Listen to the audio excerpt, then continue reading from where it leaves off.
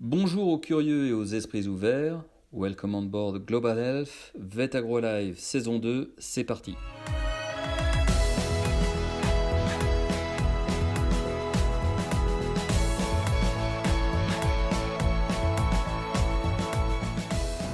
Bonjour à toutes et à tous et bienvenue pour ce nouvel épisode du podcast de Vet Agro Sub. Vet Agro Live, c'est votre rendez-vous avec la santé globale. Aujourd'hui, nous avons le plaisir d'accueillir Aurélie Chibangu. Aurélie, bonjour. Bonjour.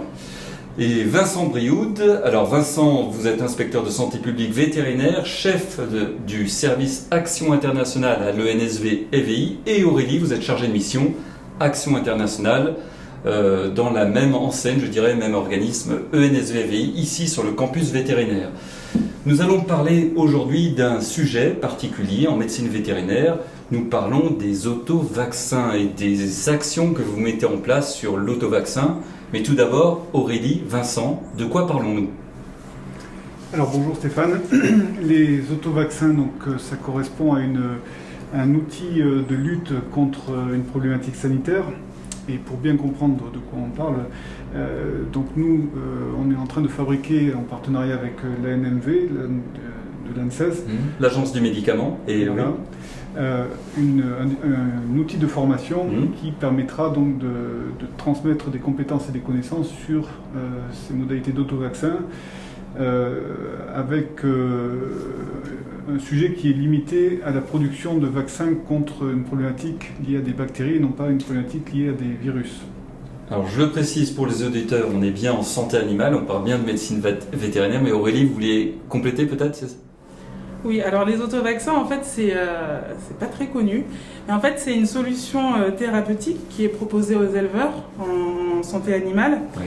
Et en fait, à la différence des vaccins qui sont directement achetés sur le marché, les autovaccins correspondent un peu à des vaccins réalisés sur mesure. D'accord. Donc, c'est-à-dire qu'on va chez l'éleveur dans lequel il y a une maladie donnée, sont prélevées des souches bactériennes, en fait, qui vont être ensuite inactivées, traitées par un industriel dont c'est la profession, et qui va réaliser un autovaccin qui va répondre directement à la maladie rencontrée chez l'éleveur.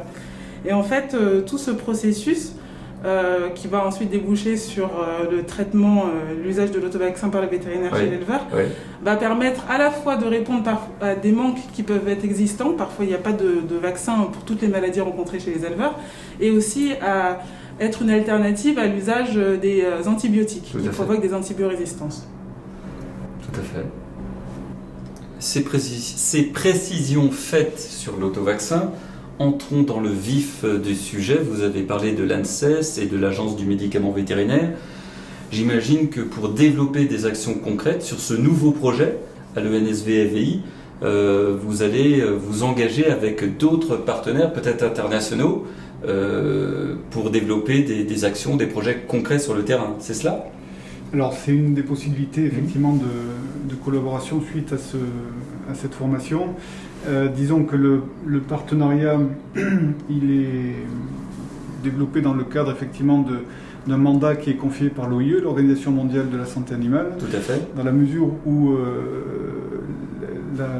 la complémentarité entre l'ANSES ANMV de Fougères et le NSV-VI à Lyon réside dans le fait qu'il y a une double compétence qui est apportée d'une part sur compétences scientifiques et techniques par l'ANSES, l'ANMV sur des produits vétérinaires et compétences en ingénierie de formation par le NSV.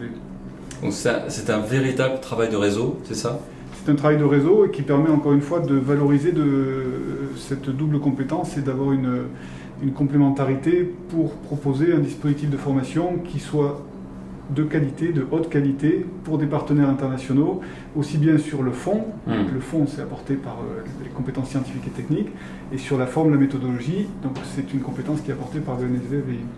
Alors Aurélie ou Vincent d'ailleurs, comment est-ce que vous pourriez illustrer un cas concret qui pourrait être une réponse à une future demande, une future sollicitation peut-être d'un organisme ou d'un pays tiers ? Oui, d'ailleurs je peux le citer, mais on est déjà en train d'y travailler. Il y a beaucoup de pays tiers, notamment des pays asiatiques, qui font part de leurs sollicitations pour en savoir plus sur la fabrication des autovaccins. En fait, il faut savoir que c'est un type d'alternative qui n'est pas encore très bien cadré au niveau international. Et pour le coup, en Europe et en France, nous sommes assez avancés sur la question. On a une réglementation qui est existante et aussi des établissements qui savent comment fabriquer et utiliser des autovaccins.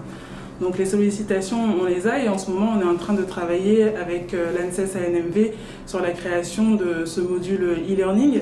Donc ce serait un module proposé à distance à justement toutes ces institutions, donc ça peut être des ministères, ou en tout cas des autorités en charge des questions vétérinaires dans des pays étrangers qui pourraient en bénéficier.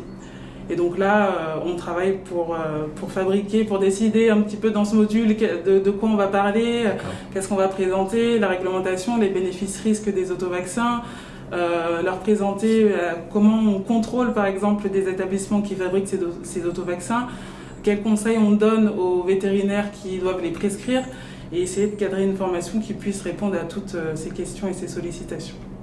Et j'imagine qu'au moment où les maladies animales n'ont jamais été autant médiatisées, hélas, que vous avez un carnet de commandes qui se remplit, vous avez plein de projets peut-être en perspective, c'est ça, pour développer ce module ou l'offre de cette expertise? Alors c'est vrai que le contexte, en tout cas, il est tout à fait en faveur de ce type de dispositif, puisque nous, on est en train de fabriquer une formation distancielle, donc ça c'est sûr que la crise liée au Covid nous impose ces modalités de formation. Et la finalité pour nous, c'est bien de proposer une collaboration institutionnelle qui repose donc sur une première étape qui va être le transfert de connaissances, de retour d'expérience par le biais de cette formation, et qui va permettre par la suite, comme l'a dit Aurélie, sur les pays d'Asie ou aussi sur des pays d'Afrique, que peut-être le Sénégal, avec lequel on a un partenariat dans le cadre du Fleming Fund, donc de proposer un outil opérationnel de lutte contre l'antibiorésistance, à savoir donc cette méthodologie, cette technique de production d'autovaccins. Si on vaccine des animaux avec un autovaccin approprié, ça fait autant de traitements en moins via des antibiotiques par la suite. Donc c'est clairement une approche opérationnelle, locale, et qui repose sur, encore une fois, une compétence ou une expérience française qu'il est important de proposer. Aurélie, vous voulez compléter ou pas? Non, c'est très clair. J'aurais pu dire, je ne sais pas si c'est pas dans le futur, mais en tout cas, on vient de terminer, c'est assez marrant pour être noté, on vient de terminer un dispositif de formation sur l'antibiorésistance, justement, pour lequel on avait eu pas mal de demandes. On a eu 11 participants internationaux qui ont participé à ce cours proposé à distance sur une durée de 2 semaines et qui visait justement à réfléchir ensemble aux stratégies politiques à mettre en place à l'échelle nationale et locale sur l'antibiorésistance.